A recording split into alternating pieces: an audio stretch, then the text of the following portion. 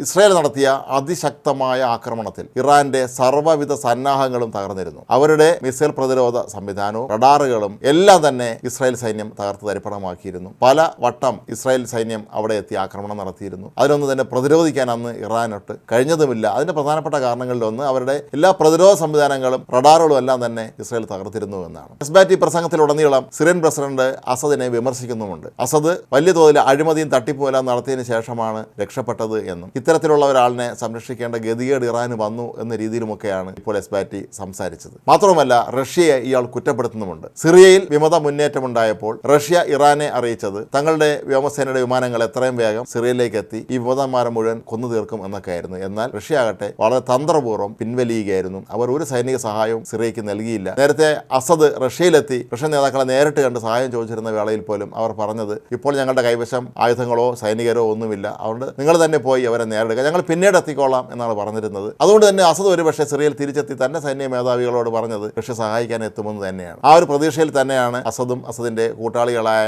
സൈനിക മേധാവികളും എല്ലാം ഇരുന്നത്. എന്നാൽ വിമതർ ഇളകി വന്നതോടുകൂടി അവർക്കൊന്നും ചെയ്യാൻ കഴിഞ്ഞില്ല എന്ന് മാത്രമല്ല ഒടുവിൽ അസദ് എല്ലാവരെയും പറ്റിച്ചുകൊണ്ട് റഷ്യയിലേക്ക് രക്ഷപ്പെടുകയും ചെയ്തിരുന്നു.